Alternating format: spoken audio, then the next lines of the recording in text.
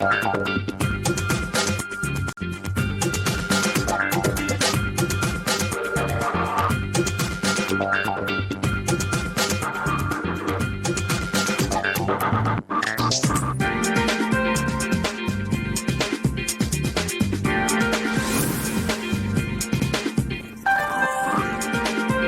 États généraux de la pêche viennent de se dérouler à Douala à l'effet d'identifier les problèmes et d'envisager les solutions contre la sous-production des ressources halieutiques au Cameroun.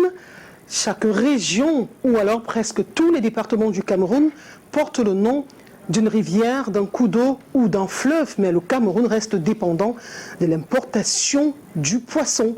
Mesdames et messieurs, bonjour, bienvenue à la rétrospective de l'information, le rendez-vous des faits marquants de la semaine. Pour cette édition, nous allons mettre un point d'honneur sur la production halieutique au Cameroun. Nous parlerons de l'agriculture et sur ce plateau, nous avons le bonheur de recevoir le directeur général de la SOEDA, Dr Besson Thuy-Ngork. Bonjour. Bon, merci. Bienvenue sur le plateau de la rétrospective de l'information.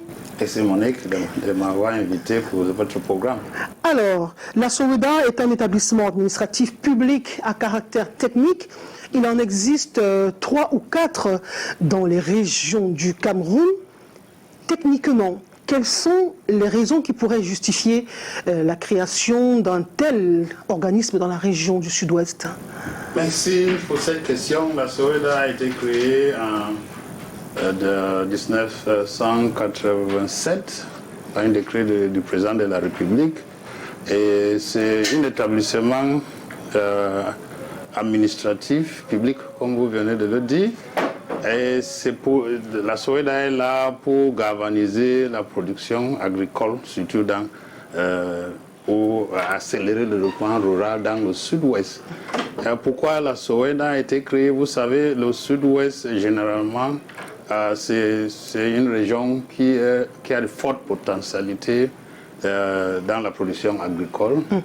Plus de 70% de cette région vit sur l'agriculture. Donc, pour avoir vraiment bénéficié du maximum de potentialités de cette région, il faut accélérer la production, le développement agricole. Donc, c'est pour cela que la SOEDA a été créée pour accompagner les autres institutions, le ministère de l'Agriculture lui-même, dans le développement agricole. Vous avez parlé du ministère de l'Agriculture, oui. Vous avez parlé également, quand on regarde le profil, il y a l'accompagnement en matière de production d'élevage. Oui. On parle également de l'élevage. Oui. Quelle différence faites-vous? Quelle différence y a-t-il donc entre la SOEDA et le MINADER? Oui, comme je parlais de l'agriculture, ici c'est dans le sens large, donc ce n'est pas seulement les cultures, il y a aussi même la production animale et halieutique qui est aussi compris. Donc même dans la structure de la SOEDA, nos missions couvrent de la production végétale et aussi la production animale et halieutique. Donc la différence entre le ministère et la SOEDA, comme je venais de le dire, c'est que le ministère, c'est l'administration, mais nous, au niveau de la SOEDA, il est bien vrai, on est administratif, établissement administratif, mais nous avons des capacités aussi de monter les projets, qu'on peut chercher le financement extérieur, bien même intérieur, et exécuter ces projets au profit de la population de la région, mais aussi au profit du ministère de l'Agriculture. Parce que le ministère de l'Agriculture, c'est notre tutelle technique. Ça suppose que vous avez quand même un tout petit peu d'autonomie.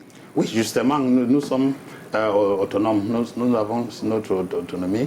Nous avons notre conseil d'administration. Et dans ce conseil d'administration, il y a la présidente de la République qui est représentée, la primature aussi également représentée, le ministère des Finances, le ministère de l'Économie, bien sûr le ministère de l'Agriculture, le ministère de l'Élevage et d'autres ministères qui travaillent avec nous comme le ministère du Commerce aussi. Et les producteurs aussi sont représentés. Merci beaucoup, Besson Thuy-Ngork. Vous avez planté le décor de cette émission. On ne va pas ignorer que nous sommes le 20 novembre 2022. C'est un jour très attendu de par le monde entier. Je sais que vous êtes un amoureux du football également. C'est le jour, tout à fait, et grand supporter des Lions indomptables du Cameroun. Eh bien, tout à l'heure, à 17h, le Qatar et l'Équateur vont croiser le fer pour le match d'ouverture. Nous entrons dans l'arène dans quelques jours, ce sera le 24 novembre prochain contre la Suisse. Oui. Alors dites-nous, en regardant le dernier match des Lions indomptables contre le Panama, on s'est séparés par un score étriqué, un but partout. Vous êtes optimiste, pessimiste pour la suite des événements concernant le Cameroun? Que les Camerounais ont toujours surprendre tout le monde. Et nous avons vu en 90, on est parti presque en amateur, mais voilà les résultats que nous avons fait en 90. En 90, encore, c'était encore même beaucoup plus meilleur. Donc, il est bien vrai, il y a les dernières expéditions n'ont pas été très, très beaux, mais cette fois-ci, je pense que le Cameroun fait toujours bien quand tout le monde ne l'attend pas. Quand il est dos au mur. Oui, oui. Donc, je pense qu'on est très, très optimiste. Nous avons une bonne équipe. Il est bien vrai, peut-être, on n'a pas aussi les stars comme les autres. Ah non, mais nous avons une équipe. Et je pense que ce qui compte, c'est d'avoir une équipe. Et nous avons cette équipe-là. Merci beaucoup. Alors, nous allons vous proposer d'ailleurs ce reportage avant d'entrer de plein pied dans le sujet principal de cette émission. Nous vous proposons justement ce reportage qui a été réalisé à la suite de cette rencontre Panama. Trouver des solutions à ce manque d'efficacité avant d'affronter la Suisse.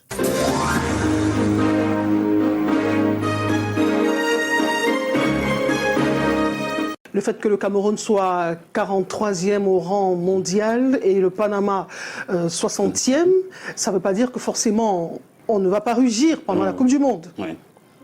Eh bien, cette semaine, on a parlé des états généraux du poisson dans un contexte où le Cameroun reste fortement dépendant de l'importation du poisson. Plusieurs milliards de francs CFA, plus d'une centaine de milliards de francs CFA ont été dépensés par le Cameroun en 2021, selon la note de conjoncture économique de la Chambre du commerce. Cela a eu une incidence sur la balance commerciale. Les devises du Cameroun partent à profusion et davantage, on parle du poisson 237 dans un contexte des SND 30. Produire ce que nous consommons et consommons ce que nous produisons.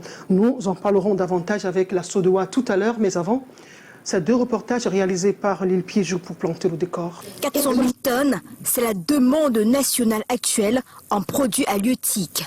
Seulement, le Cameroun n'en fournit que 223 420 tonnes pour l'instant.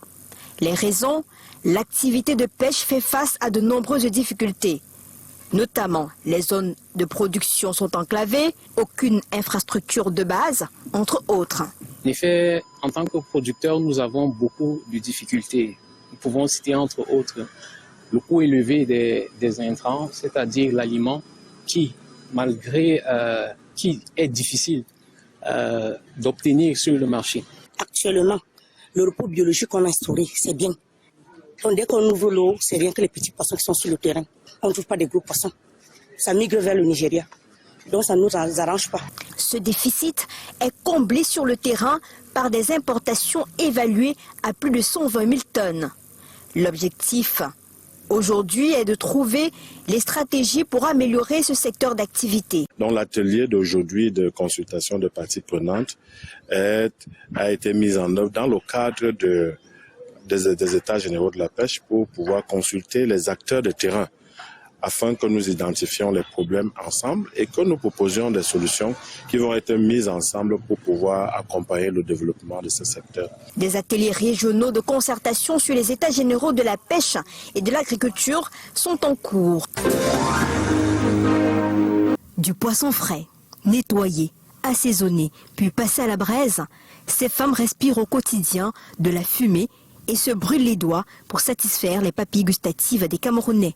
Aujourd'hui, un autre type de poisson s'offre à elles, le poisson aquaculture. Nous avons appris là maintenant que nous devons braiser le poisson 237 qui est typiquement camerounais parce que tout ce que nous vendons, que les clients sollicitent, c'est plus le maquereau.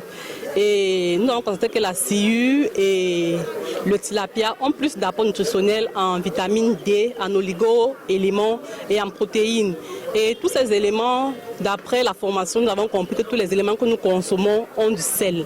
Donc il n'y a plus question de mettre du cube parce que le cube fait plutôt pourrir les aliments et ça détruit notre organisme. Ces femmes braiseuses de poissons dans la ville de Douala viennent de bénéficier d'une formation sur les bonnes pratiques d'hygiène et sur l'amélioration de leurs capacités techniques pour une sécurité alimentaire optimale. Il y a plusieurs avantages à ce que tout le monde se mette à consommer les poissons produits sur place parce que non seulement l'intérêt économique mais surtout l'intérêt nutritionnel et aussi les mesures hygiéno-diététiques qui accompagnent tout cela. On ne peut que faire avec ce poisson si nous voulons avoir la sécurité alimentaire dans notre pays et si nous voulons aussi que les maladies liées à la nutrition soient un peu plus réduites au sein des populations. Les braiseuses de poissons sont un maillon essentiel de la pisciculture, d'où cet apport de la Caisse de développement de la pêche maritime en partenariat avec la délégation régionale du Minépia littoral. Si nous voulons mettre en œuvre la politique d'import-substitution, que ces acteurs-là rentrent dans le jeu et qui jouent leur rôle, c'est-à-dire leur rôle de faire connaître ce poisson-là, de le faire apprécier, de le faire consommer par les Camerounais de manière à ce que les volumes qui sont transigés par les producteurs soient de plus en plus importants et que l'activité de production que nous promouvons puisse porter ses fruits. À la rue de la Joie et autres coins chauds, passez désormais la commande du poisson 237 pour la promotion du Made in Cameroun.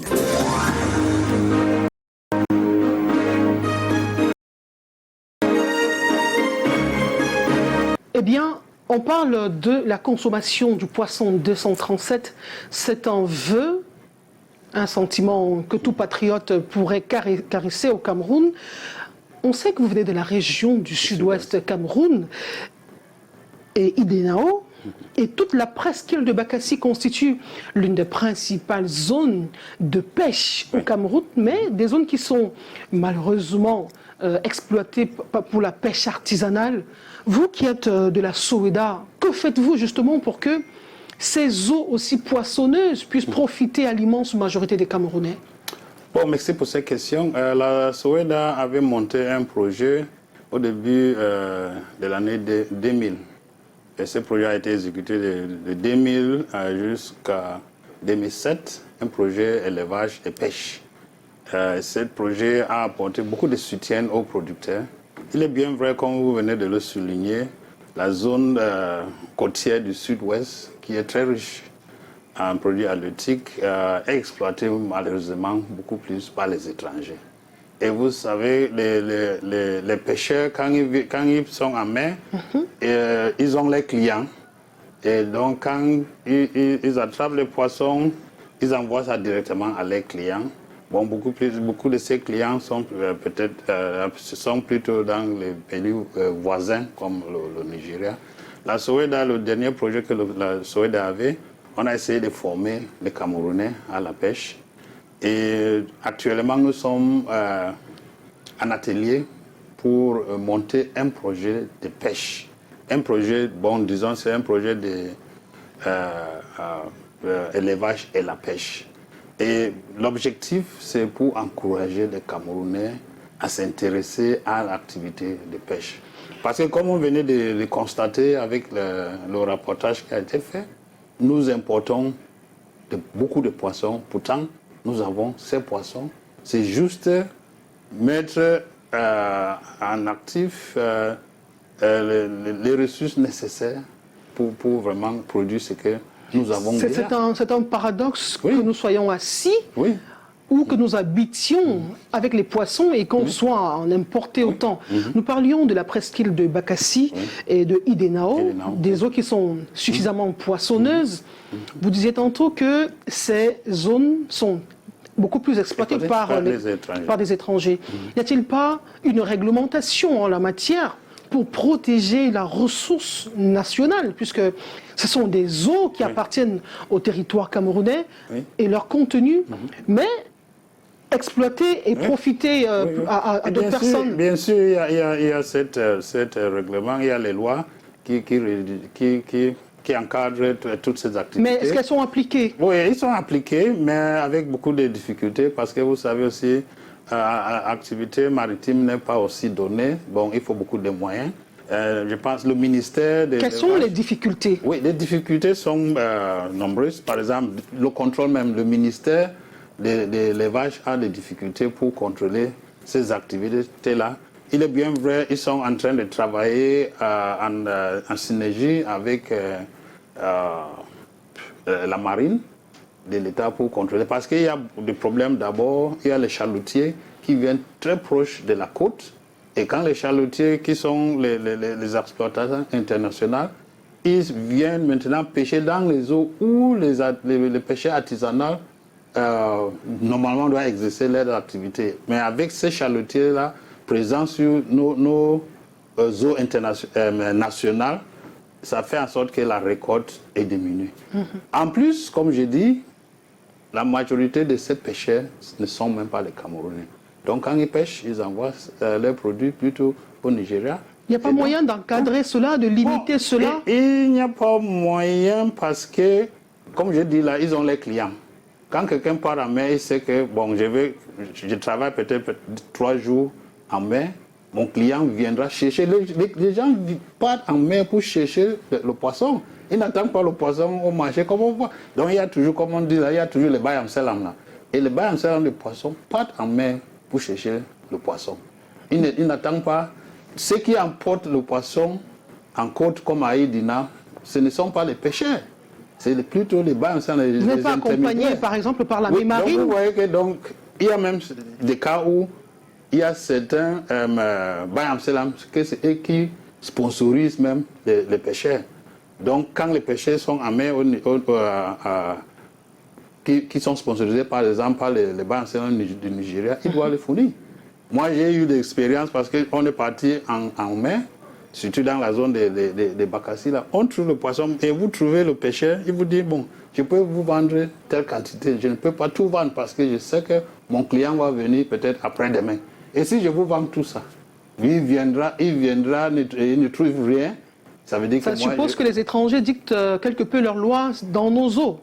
Et par conséquent, on subit. C'est pour cela que le gouvernement, le ministère de l'élevage est en train de travailler surtout avec le projet BADEP, c'est-à-dire le Bakassi Development Project, pour essayer d'amener les Camerounais à s'intéresser à l'activité de pêche. Et on a amené les Mousgoum du Nord, l'extrême Nord même, pour qui sont des peuples réputés et grands pêcheurs aussi. Dans la pêche. Mais je pense que nous, on doit continuer à faire cet effort pour amener les Camerounais à s'intéresser à la pêche. Vous avez posé la question de savoir ce que la Soweda dit. J'ai parlé tantôt du projet que nous avons. On avait ce projet de 2000 à 2007. Et dans ce projet, on avait monté une structure à Kumba pour produire des alevins.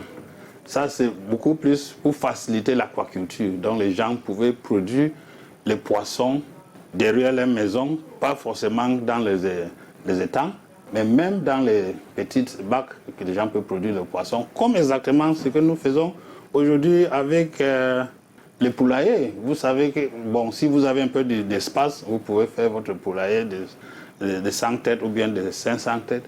C'est ce que maintenant la Soweda est en train de préparer. Nous sommes en atelier pour monter un projet qu'on espère, on aura le soutien du ministère bien sûr, et on va trouver les partenaires pour essayer d'amener l'aquaculture au même niveau avec l'aviculture. C'est une activité qui peut nourrir son homme? Bien sûr, bien sûr. Et réduire le chômage? Oui, bien sûr, absolument. Et ça sera une opportunité pour créer beaucoup d'emplois. Parce que les emplois ne seront pas seulement à ceux qui produisent, même dans la chaîne de production. Donc, il y aura beaucoup d'autres emplois qui vont. On a vu tout à l'heure les femmes qui sont à la braise. À la braise, oui. Donc, ça, c'est toujours les emplois qui nourrissent bien son homme, ou bien des femmes. Eh bien, dans les pays comme le Sénégal, oui, les pays du Maghreb, oui, qui ont le même potentiel halieutique que la région du Sud-Ouest, j'insiste sur la région du Sud-Ouest parce que la réputation de Bakassi, on se souvient que l'une des batailles sur la presqu'île, c'est le contrôle des ressources halieutiques, justement. Alors, au Sénégal, au Maroc, en Algérie, on a des unités de production de la poudre de poisson. On peut en arriver là aussi, non? Absolument, absolument. Comme je dis, je reviens toujours sur le projet que nous sommes en train de travailler là. C'est un projet que nous avons appelé ça Eco Livestock and Fishery Value Chain Development Project. Ça veut dire qu'on aura aussi la possibilité de faire la transformation. Dans un contexte de crise. Oui. La crise bat son plein dans la région du Sud-Ouest depuis 2016. Oui. Ce n'est pas sans impact sur votre secteur d'activité. Absolument. Vous avez des grands projets, mais il y a l'insécurité. Comment on fait? Bon, c'est ça. Parce qu'on sait que la crise, c'est quelque chose de ponctuel. Ça va finir. Nous avons vu comment la crise a commencé. Je pense que nous sommes déjà de l'autre côté, c'est-à-dire vers la fin, parce que le couple, déjà, ce n'est plus ascendant, mais c'est descendant. Donc, bien que de temps en temps, il y a des incursions sporadiques. On a perdu un militaire l'autre jour. Voilà. Ça veut dire qu'il y a encore la crise. Il y a un peu la crise, mais on ne peut pas rester bras croisés pour attendre que la crise finisse avant de faire quelque chose. Il faut être vraiment en activité. Il faut penser comme avec la crise. La crise, plutôt, moi, je vois qu'il y a, comme on dit toujours, à quelque chose, malheur est bon. À quelque chose, malheur est bon. Ça nous donne une opportunité de réfléchir et de trouver des solutions. Donc, on sait que la crise est là, mais nous savons que la crise va finir. Et nous sommes déjà vers la fin. Et on peut dire qu'il y a, comme on dit, un peu la lumière au bout du tunnel. Vous voyez le bout du tunnel. Oui. Merci beaucoup. Alors, nous allons poursuivre cette émission en nous intéressant à un autre pan de l'actualité. Depuis mardi dernier, la population mondiale est désormais 8 milliards. 8 milliards.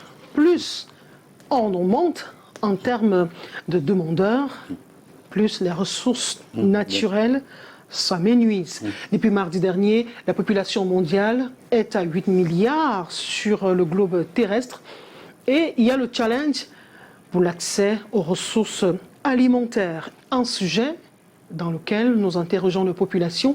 Quels sont les critères de natalité? Pourquoi mettez-vous autant de bébés au monde, ou alors pourquoi n'en mettez-vous pas? Dans la région de l'extrême nord, on parle encore de pénurie du gaz. Il y a des milliers de personnes qui en demandent pour quelques bouteilles seulement. Reportage de Titi Freeman et derrière, Joël Diom 3. Station-service du marché central de Marois, prise d'assaut par les usagers en quête de gaz domestique. Après une longue attente, ils ont décidé d'immobiliser la cargaison de passage sur le site à destination de Mora. Je suis ici comme ça depuis hier. Ce matin, nous sommes en Bola, dans l'espoir de pouvoir trouver le gaz afin de rentrer à la maison. C'est difficile. On est là, on attend, même pas une information, rien. Subitement, on démarre le camion veut partir. Nous sommes les animaux. C'est pas rumeur comme ça qu'on apprend que ça part à Mora. Déjà que ça va prouver à Mora, sont les gens comme nous ici. C'est que ça. Donc le camion là ne bouge pas ici. Ça ne doit pas se faire. Donc soit ils serrent les gens, soit on reste là toute la journée ici. Des échauffourées arbitrées par le sous-préfet de Marois 2e. L'autorité descendue sur place intime aux responsables de la station de vendre la dite cargaison. Les gens voulaient du gaz, les populations étaient déjà en furie. Donc nous avons donc pris la décision que ces stocks soient vendus sur place et que le stock qui va venir prochainement soit destiné à Mora. Le gouvernement est à l'œuvre pour que cette situation soit rétablie. La situation est déjà d'ailleurs rétablie. Les approvisionnements se font presque chaque jour maintenant dans les villes de Marois. Donc qu'ils ne prennent pas ça comme une situation de crise. 200 bouteilles de gaz sont ainsi vendues aux populations de la localité. La pénurie de butane estompée pour une courte période. La population mondiale s'accroît de manière exponentielle, au point d'atteindre la barre symbolique des 8 milliards ce mardi 15 novembre 2022. Mais à travers les rues de la ville de Yaoundé, le lit du pauvre aurait perdu de sa fécondité de la vie de ce chef de famille. Les nourrir, envoyer à l'école, c'est pas du tout facile. Et vous savez que la vie ici au Cameroun, c'est un peu cher, un peu difficile, tout est bloqué. Donc c'est pourquoi je me suis limité d'avoir 3 enfants. Certains déterminent un nombre d'enfants en fonction de la qualité de vie à leur offrir. Pour offrir une belle vie aux enfants, il faut limiter le nombre d'enfants. Sinon, vous ne pourrez pas les amener où vous voulez. Vous ne pouvez pas atteindre vos objectifs fixés. Pour cette dame, atteindre son quota fixé de 5 enfants dépend de la volonté divine. Je désire peut-être avoir 5 enfants. Oui. Peut-être si Dieu le veut, parce que là maintenant j'ai déjà 2, une fille et un garçon. Pour moi, ça dépend de tout un chacun. En cette augmentation de la population mondiale, d'autres Camerounais y voient les prémices d'un déluge bis. À 8 milliards, vous voyez un peu, nous sommes surpeuplés. On a comme l'impression que tout va vite. Il y a une multiplication de toutes choses, les mariages, les maisons et tout va vite. Donc c'est ce qui s'est passé au temps de Noé qui est en train de se répéter au jour d'aujourd'hui. Cette théorie, même si elle fait froid dans le dos, à chacun son opinion. C'est aussi ça, la liberté d'expression.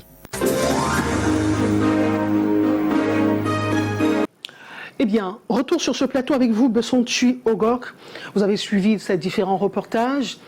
Il y a très peu de ressources pour des milliers de personnes. De plus en plus, on parle de la vie chère au Cameroun. Le panier de la ménagère se satisfait difficilement. Avec 5 000 francs, 10 000 francs CFA, ça devient compliqué pour des populations qui gagnent peu. Oui. Alors, la région du sud-ouest Cameroun est réputée pour avoir des terres fertiles, oui, à côté des eaux qui sont riches en ressources halieutiques. On a par exemple Tombel, on a Mouyouka, on a Moya, on a Gouiti, mais des greniers aussi fournis, mais les centres urbains sont affamés. Oui. Comment on l'explique? Bon, c'est simple, de toutes ces bassins de production que vous venez de citer n'ont pas vraiment les bonnes infrastructures routières. Bon, la plupart, surtout encore en prenant le contexte actuel avec la crise que nous vivons au sud-ouest, c'est difficile de faire sortir ces produits. Et ça aussi, ça nous ramène à ce que la SOEDA fait depuis des années. C'est pour assister les populations quand on intervient dans la réhabilitation des voies d'accès pour permettre aux producteurs de faire sortir leurs produits. Mais pour l'instant, beaucoup de ces routes n'ont pas eu l'attention de l'État ou bien l'attention de quiconque parce qu'il y a ces crises. Mais nous avons un projet déjà au niveau de la SOEDA et nous avons lancé un marché pour la réhabilitation de 290 km de routes. Ça, c'est pour permettre que les producteurs puissent évacuer leurs produits vers le marché. Alors, vous êtes sur le terrain, en dehors de la structure que vous dirigez, oui, des structures similaires. Il en existe dans 3 ou 4 régions du Cameroun, des établissements administratifs publics à caractère technique. Oui. Vous êtes sur le terrain. Comment mettre un terme à cette insécurité alimentaire dont souffrent bon nombre de Camerounais? Bon, c'est des produits encore beaucoup, c'est déversifié. Nous sommes, par exemple, comme la SOEDA, qu'est-ce que nous faisons par rapport à la production? Nous formons les producteurs, nous produisons les matériaux végétaux, c'est-à-dire les semences. Je prends par exemple le cas des maïs. Chaque année, nous mettons à la disposition des producteurs du sud-ouest au moins 70 tonnes de semences de maïs. Et on m'a dit pour quel impact finalement? Oh oui, bon, ils produisent beaucoup, le maïs frais qu'on a ici même à Douala. Là, il y a une grande partie qui vient du sud-ouest. Il y a un marché bouillant à Douala. Oui, oui. Et nous avons, comme vous venez de le dire, il y a le marché de Mouyouka, marché de Mounia, marché de Tombel, Bolet, tous ces marchés-là. Nous produisons les rejets pour le plantain, le banane plantain, nous distribuons aux producteurs. C'est pour améliorer leur production. Nous avons les variétés de manioc améliorées, que nous donnons les boutures de manioc à 1 franc. Ces boutures de manioc, normalement, se vendent à 35 francs. Mais la SOEDA et ses projets, quand on produit, on vend ça aux producteurs à 1 franc. Ça, c'est pour amener les gens à cultiver beaucoup plus et à produire beaucoup parce que les matériaux que nous donnons ont un rendement beaucoup plus supérieur aux matériaux traditionnels. Dans la transformation structurelle de l'économie camerounaise avec la SND 30, oui, un focus et sur la transformation. Et sur la transformation. Absolument. Et nous sommes... Le potentiel camerounais, vous n'êtes pas seulement dans le sud-ouest. Oui. Votre technicité vous permet d'avoir un large spectre sur le potentiel camerounais. Que dispose le Cameroun pour pouvoir atteindre cet objectif, pour qu'on ne parle plus autant de vie chère? Vous avez suivi le dernier rapport du PNUD, du Programme des Nations Unies pour le développement. 60% des Camerounais vivent avec moins de $2 par jour. Oui, oui. Justement, oui, ça c'est vrai, mais ça ne devait pas être ainsi. Parce que nous avons ces potentialités. Je pense que ce qu'il nous faut maintenant, c'est de s'organiser. Et les structures comme la SOEDA sont là. Le gouvernement, c'est pour cela que le gouvernement a créé les structures comme ça. C'est pour amener les gens à s'intéresser à l'agriculture, à s'organiser, parce que nous venons avec un appui. Par exemple, je prends le cas de la transformation. Nous avons actuellement en train de construire des structures semi-industrielles pour la transformation des palmiers à huile, des produits de palmiers à huile. Vous savez que le Cameroun, aujourd'hui, nous sommes nets importateurs du palmier à huile. Et je peux dire que c'est un peu paradoxal que nous importons le palmier à huile dans les petits voisins, comme par exemple le Gabon. On ne devait pas le faire. Nous, on a la possibilité d'exporter le palmier à huile. Donc, c'est des choses que... Et nous avons constaté qu'il y a même des producteurs qui ont des hectares de plantations de palmiers à huile, mais ils n'ont pas de bonnes... semences? Non, ils n'ont pas des usines, ou bien même pour la transformation. Donc, c'est pour ça que j'ai parlé que le projet de AIVDP, qui est au niveau de la SOEDA, nous sommes en train de construire des unités semi-industrielles de transformation pour le palmier à huile. En même temps, nous sommes en train de mettre à la disposition des petits producteurs 50 machines motorisées pour les pressoirs de l'huile de palme aussi. Ça, c'est pour couper, par exemple, c'est quand vous regardez le processus traditionnel, le taux d'extraction, c'est entre 7 et 9%. Alors qu'avec les outils beaucoup plus adaptés, vous êtes à un taux d'extraction de au moins 21-23%. Donc, et vous voyez donc que les gens sont en train de travailler, mais ils perdent tous leurs produits comme ça. Eh bien, votre structure, qui est une institution gouvernementale, il y en a plusieurs comme la vôtre. Oui. On parle tout le temps du potentiel camerounais. Vous avez relevé un paradoxe. Le Cameroun a toutes ses ressources, le Cameroun a des politiques pour sortir de la vie chère, mais on remarque qu'on reste dépendant de l'importation en ce qui concerne des produits de grande consommation, l'huile de palme, le riz, le poisson et bien d'autres. Même le maïs aussi est importé au Cameroun. Quel est le problème? Ça bloque à quel niveau? Il y a des structures qui sont mises sur pied, il y a des politiques qui sont élaborées, mais sur le terrain, on a le sentiment que ça ne bouge pas beaucoup. Bon, je pense que la production est toujours faible. La production, c'est ça là où il y a le problème. Il n'y a pas assez de production. Et il faut donc mettre tout en œuvre pour qu'on augmente notre production. Il n'y a pas de mesures d'accompagnement, on crée mais on n'accompagne pas les structures. Quel est le problème? Non, par exemple, nous ne produisons pas. Nous sommes là pour accompagner les producteurs à produire. Vous avez parlé du problème du riz. Maintenant, le gouvernement est en train de travailler sur un grand projet pour la production du riz parce que nous avons la potentialité de produire tout le riz que nous avons besoin ici dans ce pays. Donc, je pense qu'avec ce projet, et encore plus avec d'autres structures qui existent déjà, on va accompagner nos producteurs. Je prends notre cas, le projet AIVDP qui est au sein de la SOEDA. Nous sommes en train de travailler avec des producteurs au niveau de Akwaya. Akwaya, c'est un arrondissement du sud-ouest qui produit le riz. Mais le riz d'Akwaya finit où?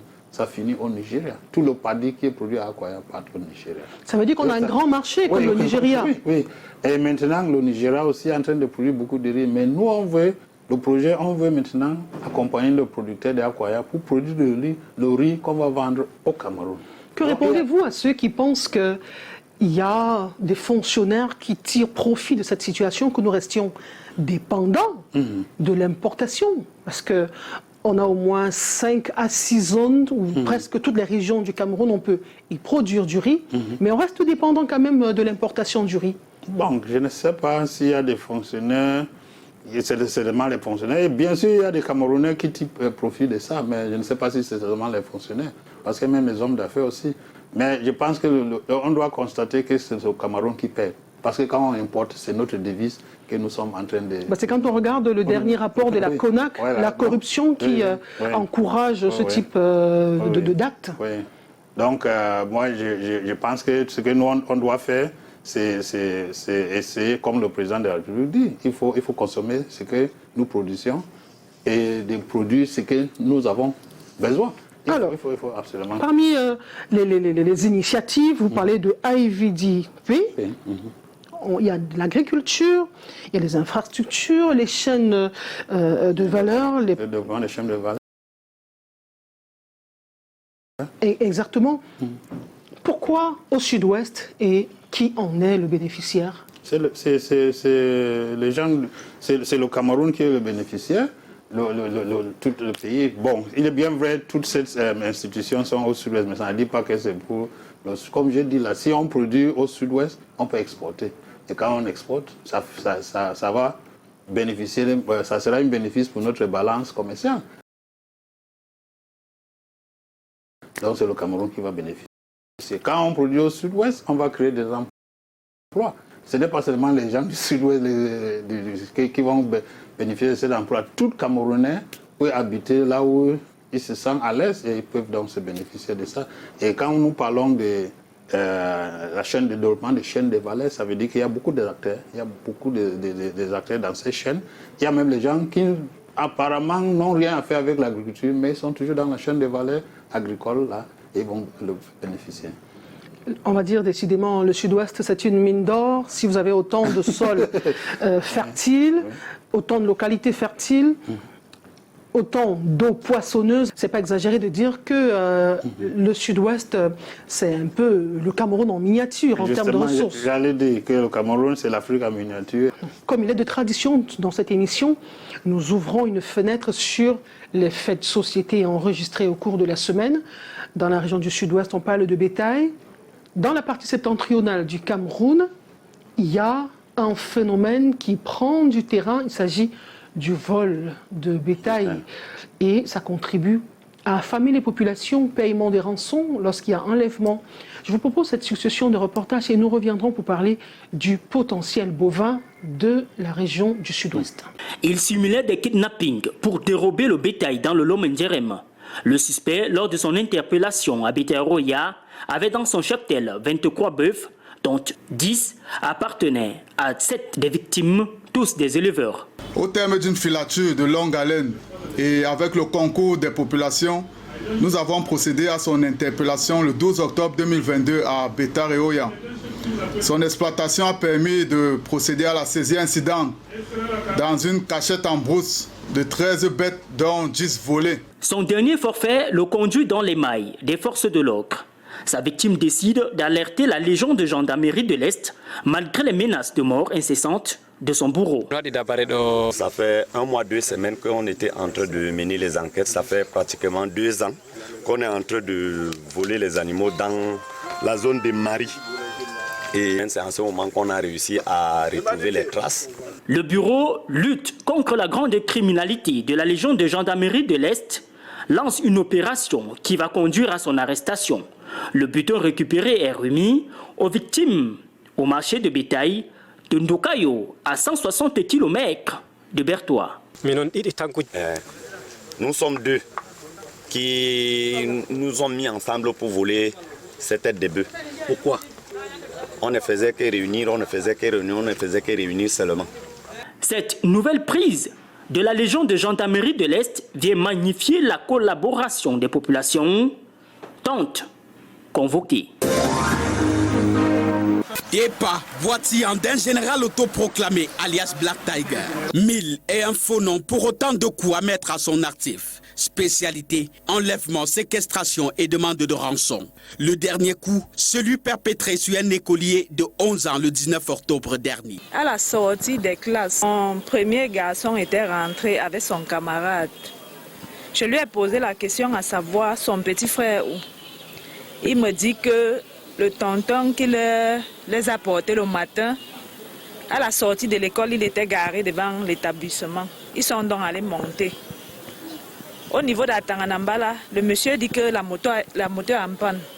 Il dit donc à 2 enfants de descendre, qui va ramener le plus petit à la maison.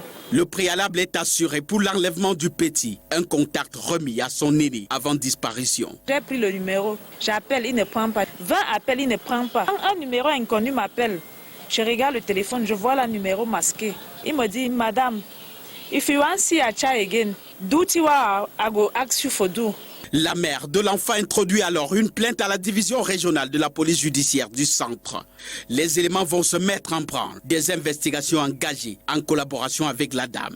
Le ravisseur exige une importante rançon. 2 500 000 à défaut de lui procurer 7 armes, 8 cartons de munitions. 2 jours de captivité et de fortes négociations. L'enfant est libéré après paiement par sa mère d'une rançon de 180 000 francs en 3 tranches à l'insu des éléments de la police. La traque va permettre d'interpeller le ravisseur le même jour, quartier Odia, où l'évadé de prison se faisait passer pour un moto-taximène pour approcher ses victimes. 2 autres cas d'enlèvement, orchestrés de la même manière, étaient déjà à son actif les 29 septembre et 13 octobre 2022. Les 2 libérés après une rançon de 250 000 francs pour chaque famille. Point didactique du chef de corps de la police aux populations. Totale collaboration avec les forces de police pour des résultats meilleurs. Il invite les parents à accompagner leurs enfants à l'école et de les y récupérer à la sortie des classes. Il faut y ajouter des règles de sécurité de base, à savoir ne rien accepter à manger ou à boire d'un inconnu et toujours rentrer de l'école en groupe.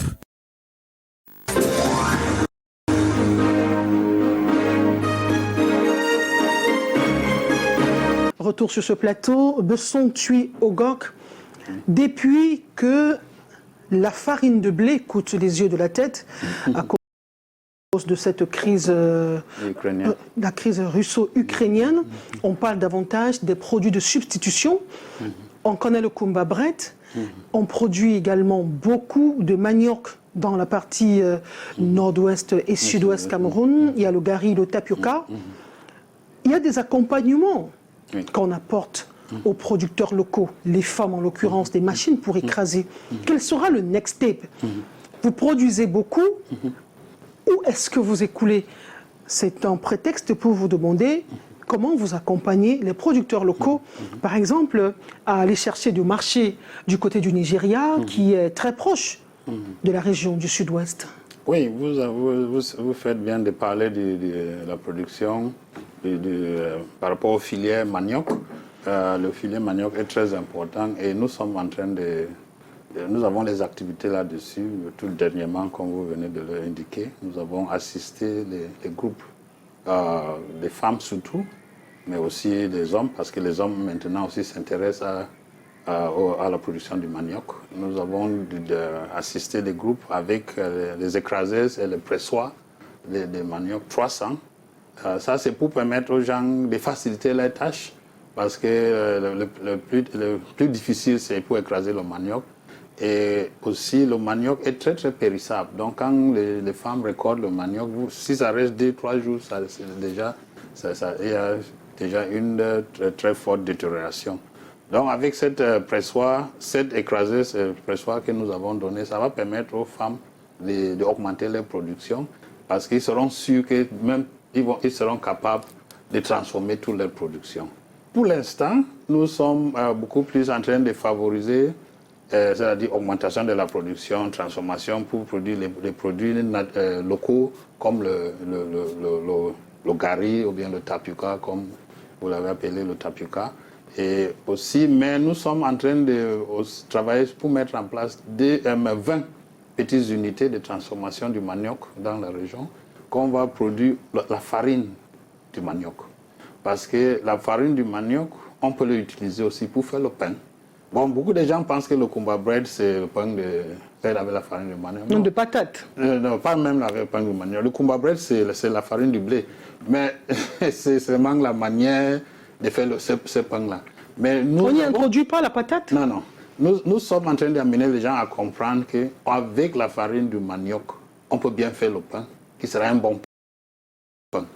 Parce que les gens ont l'habitude de manger la farine du blé, parce que, bon, c'est ce qu'on nous a fait grandir avec. On nous a fait savoir que le pain, c'était le blé. Non, le pain n'est pas seulement du blé. Il y a le pain, vous pouvez faire le pain avec la farine du maïs. Vous pouvez faire le pain avec la farine du patate, comme vous le dites, la farine du manioc et tout ça. Même le pain avec la farine du plantain, justement. Donc, je pense que nous avons toutes ces potentialités et il faut que les Camerounais s'habituent déjà.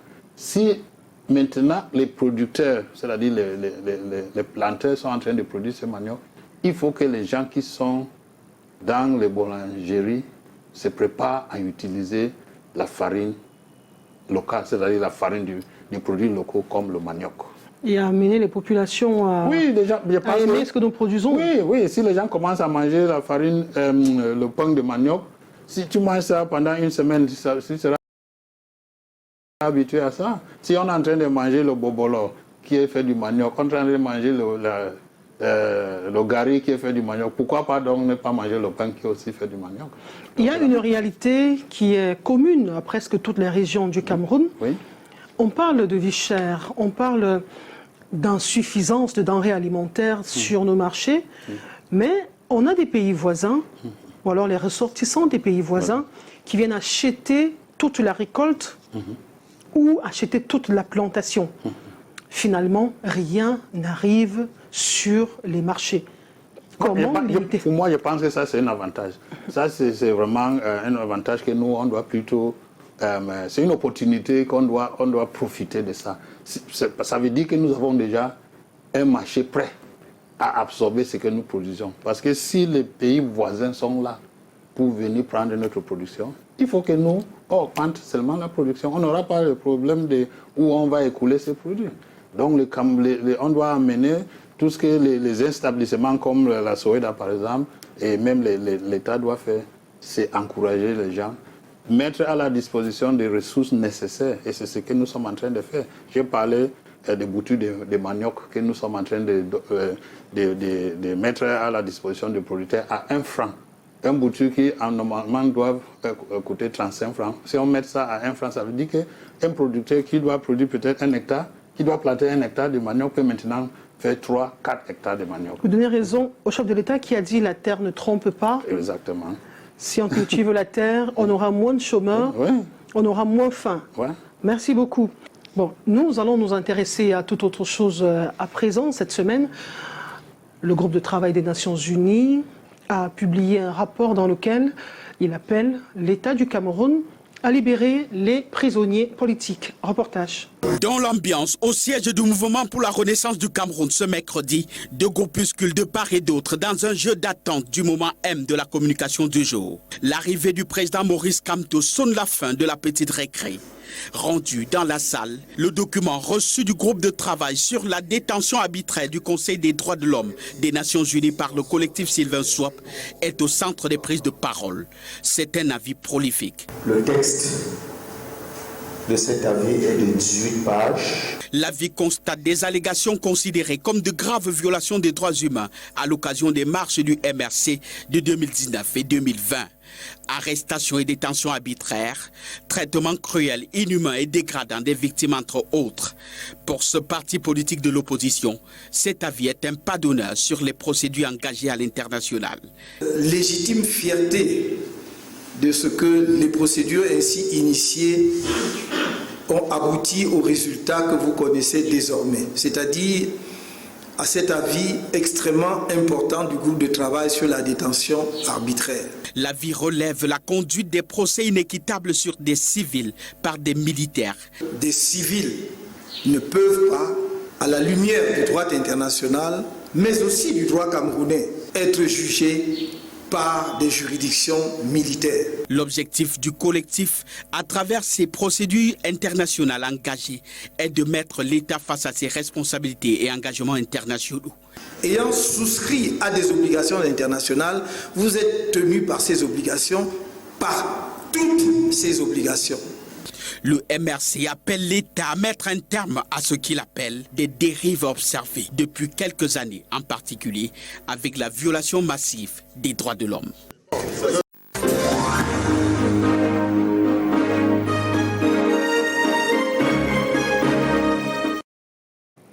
Eh bien, la COP27 bat son plein depuis plus de 2 semaines à Sharm el-Sheikh en Égypte. Le 18 novembre était la clôture. Nous donnons la parole à nos experts pour avoir leur avis sur le déroulement des travaux et surtout les résolutions. Bon, les pays en développement quittent Sharm el-Sheikh, la COP27, très déçus parce qu'ils n'ont pas reçu ce pourquoi ils y étaient présents. Les pays très riches qui sont les plus gros émetteurs de gaz à effet de serre à l'origine de l'emballement climatique qui aujourd'hui affecte toute la planète Terre ont pris des engagements depuis la COP 15 à Copenhague de financer les mécanismes d'adaptation évidemment du continent africain, des pays qui sont très vulnérables aux phénomènes extrêmes météorologiques, à savoir, par exemple, les fortes précipitations qui entraînent les inondations. Ces engagements, jusqu'à présent, n'ont pas été respectés par ces plus gros émetteurs de gaz à effet de serre. C'est pour cela que je pense que pour ces pays-là, la COP27, une fois de plus, a été de l'esbrouf. Est-ce que l'Afrique va s'arrêter là, à pleurnicher? L'Afrique qui a le deuxième poumon vert de la planète, le bassin du Congo, l'Afrique qui a la première grande réserve des eaux douces, autant d'atouts qui peut permettre à l'Afrique aujourd'hui de faire entendre sa voix au niveau international. Malheureusement, nous sommes là dans le champ des relations internationales où seuls les intérêts comptent. L'Afrique aussi est allée là-bas en rang dispersé, malgré le discours.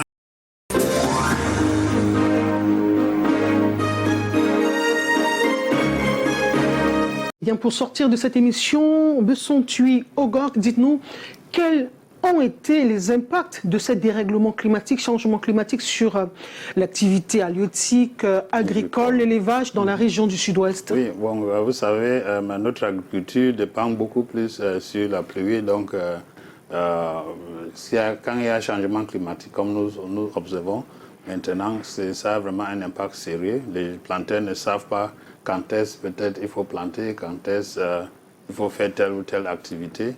Et nous avons constaté au début de l'année, au début de la campagne agricole, les gens voient avec les premières pluies, pensent que c'est la saison pluvieuse qui a déjà commencé, ils commencent à s'aimer. Et après, on constate que ce n'est pas ça et on perd tout ce qu'on a, toutes les semences qu'on a semées. Et il y a des moments où on attend que des gens ont l'habitude, par exemple, pour le cas du maïs, de laisser le maïs sur champ. Et après, on constate qu'il y a une germination qui commence même parce qu'il continue à pleuvoir. Donc, et comment vous vous adaptez à cela? Oui, à cela, maintenant, nous sommes en train de former les gens. C'est pour cela qu'on parle. Il faut réfléchir globalement et prendre des actions au niveau local. Parce que beaucoup de gens, au départ, pensaient que le changement climatique n'était pas réel. Mais aujourd'hui, je pense que tout le monde peut déjà voir les effets. Donc, nous sommes en train d'amener nos producteurs à développer la résilience contre ces effets des changements climatiques. Il faut faire ce qu'on dit en anglais smart agriculture, c'est-à-dire prendre des pratiques qui auront moins d'effets sur l'environnement. Et c'est parce que quand nous détruisons l'environnement, peut-être en faisant même l'agriculture, on est en train de causer encore plus de problèmes.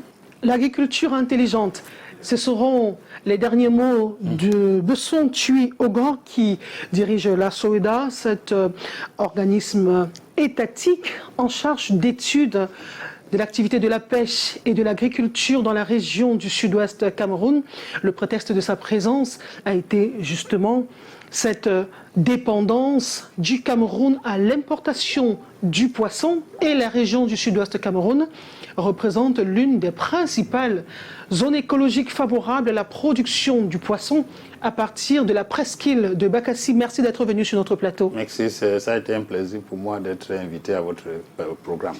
Chers téléspectateurs, merci d'être des nôtres. Merci de nous avoir suivis comme c'est le cas tous les dimanches. N'oubliez pas la rediffusion, ce sera demain à 9h. Dimanche prochain, je serai là avec le même plaisir. Prenez soin de vous et à très bientôt.